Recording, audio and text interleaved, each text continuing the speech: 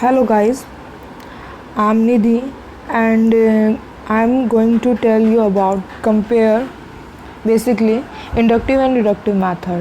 Okay so आज हम discuss करेंगे इंडक्टिव और डिडक्टिव मेथड में and I have experience of 5 years in teaching and pursuing economics and graduate from the Maitri College.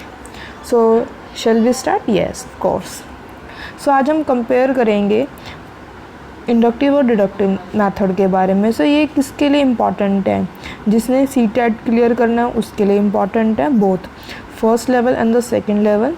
This is important for the KVS and DSSB also and other teaching exams. Okay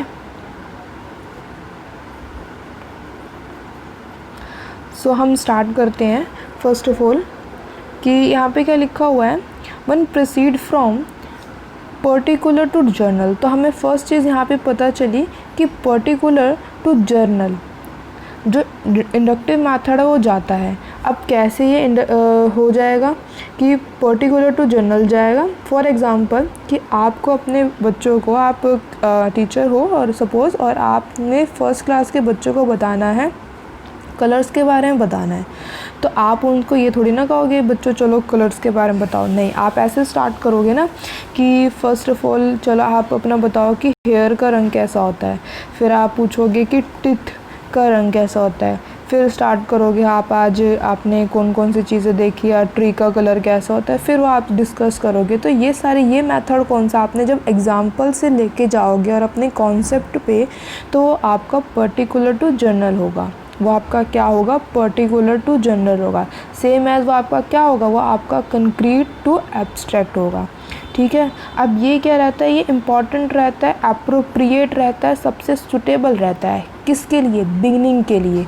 जो भी beginners हैं उसके लिए सबसे suitable रहता है. ठीक है. अब जब ये सुटेबल रहता है तो इससे क्या क्या, इसके क्या क्या फ़ायदे हो सकते हैं, इसके बारे में थोड़ा सा डिस्कस करेंगे. क्या क्या फ़ायदे हो सकते हैं अगर इसकी बात की जाए तो. फर्स्ट ऑफ ऑल, जब एक बच्चा अपने आप बताएगा, खुद बताएगा, तो वो क्या डिस्कस करेगा? सबसे पहले वो क्या रहेगा? मोटिवेट रहेगा. ठीक है.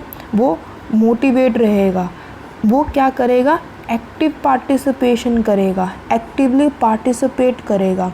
ठीक है. वो अपनी प्रीवियस नॉलेज को चेक करेगा और फिर उसके आधार पर वो नए आइडियाज़, नई चीज़ें क्रिएट करेगा. साथ ही साथ वो क्या करेगा?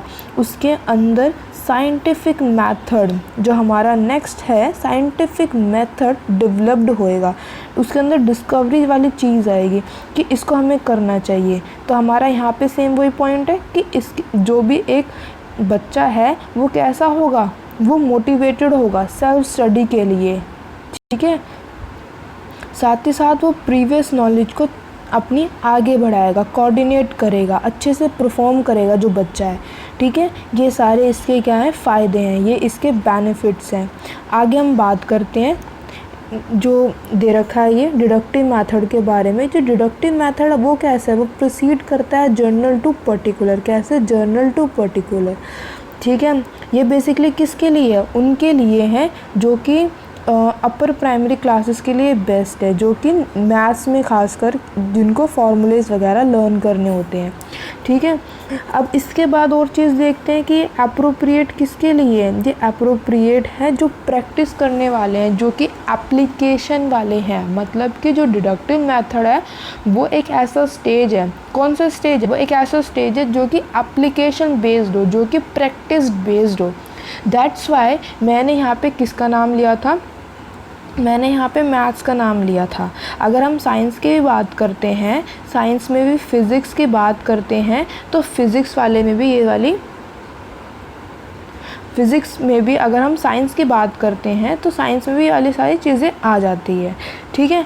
अब इसके आगे बात करते हैं. It is not discovery method. ये सूटेबल नहीं है. इसमें बच्चा जो है डेवलप्ड नहीं कर पाता अपनी ओरिजिनलिटी और अपनी क्रिएटिविटी. जब अपनी क्रिएटिविटी और जस्ट वो मेमोराइज़ करता है सारी चीज़ें, तो फिर वो डिडक्टिव मेथड के अंदर आपने फार्मूला याद कर लिया जस्ट, उसके बाद फिर आप उसको अप्लाई करोगे। इससे क्या होगा, जब आप अप्लाई करोगे किसी भी फार्मूले से तो आपकी स्पीड बढ़ेगी।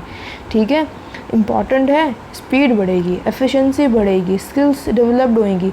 मगर फिर आप थोड़ी देर के बाद आपको ऐसा लगेगा चलो हमें ये सारी चीज़ें तो आ ही गई हैं, हमें फार्मूला याद है, हम कौन सा भी कर लेंगे।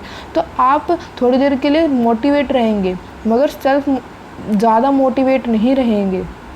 बाय चांस फार्मूला भूल गए तो फिर क्या करोगे।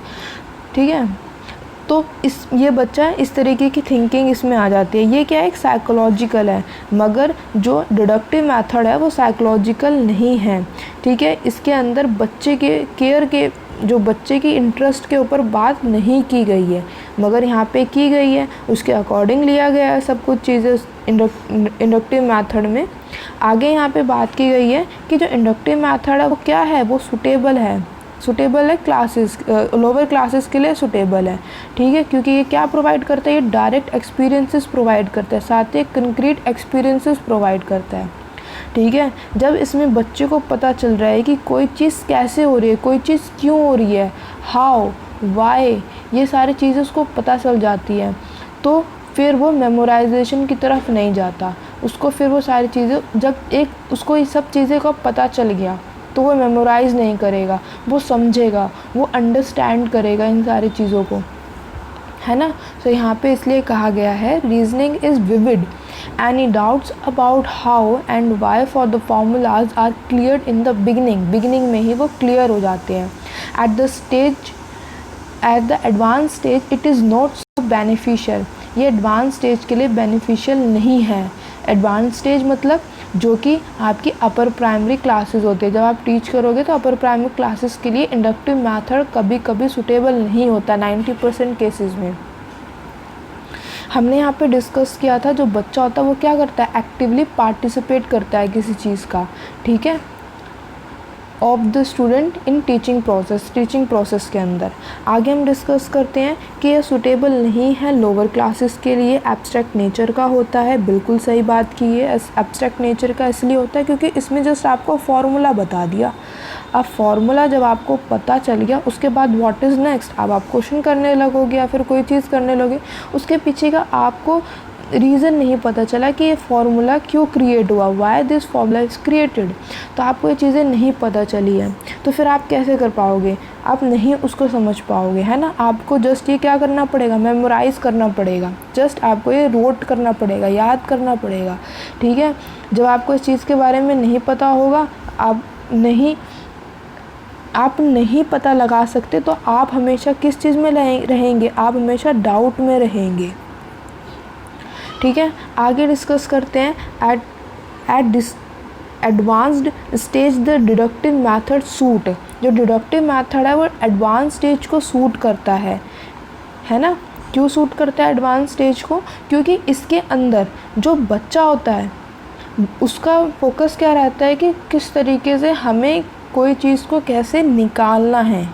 ठीक है, अगर मैथ्स की बात की जाए, ठीक है, तो कैसे निकालना है, अगर इंग्लिश में रूल्स की बात की जाए, रूल्स बता दिया, बच्चा उसके अकॉर्डिंगली काम कर रहा है। साइंस में अगर फिज़िक्स की बात की जाए तो उसके अकॉर्डिंगली सारा काम हो रहा है। ठीक है, तो जब ये सारी चीज़ें होंगी तो फिर बच्चा क्या होगा, बच्चा एक्टिवली पार्टिसिपेट नहीं करेगा। वो कैसे पार्टिसिपेट करेगा, वो पैसिवली पार्टिसिपेट करेगा। ठीक है, वो इंक्वायर नहीं बनेगा, वो इंडिपेंडेंट नहीं रहेगा, वो जानने की कोशिश नहीं करेगा किसी भी चीज़ को। आगे डिस्कस करते हैं। इसमें क्या होता है, इसमें जो टीचर होती है उनका रिलेशनशिप कैसा रहता है, बेटर रहता है, वो बच्चे को अच्छी तरीके से समझ पाती है, क्योंकि बच्चे के अंदर, चाइल्ड के अंदर और जो टीचर हैं उसके अंदर कैसा रिलेशनशिप होता है, उनके बीच में अच्छा रिलेशनशिप होता है।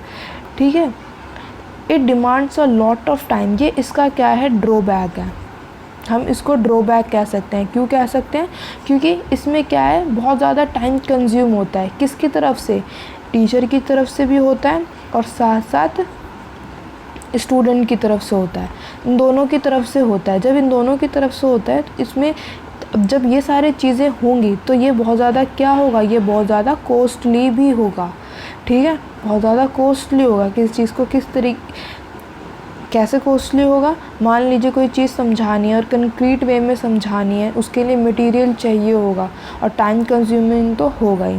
साथ दे रखे हैं दूसरे वाले में कि इसमें जो टीचर रहता है एकदम नॉर्मल रहता है, उसका रिलेशनशिप नॉर्मल रहता है, ठीक है। इकोनॉमिकली मेथड, बहुत ज़्यादा इकोनॉमिकली मेथड है। इस जो इंडक्टिव मेथड है वो कैसा है, कॉस्टली मेथड है। ऑन द अदर साइड जो डिडक्टिव मेथड है वो कैसा है, इकोनॉमिकली मेथड है, ठीक है। क्योंकि ये टाइम को क्या करता है, टाइम को ये सेव करता है, ठीक है जी। आगे हम डिस्कस करते हैं इसमें कि इसके अंदर it provides from essential speed and efficiency. हमने डिस्कस किया था जब वो किसी भी चीज़ को बार बार करेगा, बार बार दोहराएगा, तो उसमें क्या होगा, उसमें उसकी जो स्पीड है, जो उसकी स्पीड की स्किल है वो क्या होगी, वो इंक्रीज़ होगी, वो क्या होगी, वो इंक्रीज़ होगी, ठीक है। और साथ साथ वो क्या बनेगा, उस जो वो प्रॉब्लम सॉल्व कर रहा है उसके अंदर वो एफिशिएंट हो जाएगा, एफिशिएंसी आ जाएगी उसके अंदर। ये सारी चीज़ें हैं जो कि इम्पॉर्टेंट हैं इंडक्टिव और डिडक्टिव मेथड को। मैंने दोनों को कंपेयर करके आपको बताया है। अगर आपको अच्छा लगा हो तो मेरी पीपीटी सफल रही होगी। Thank you so much for the watching.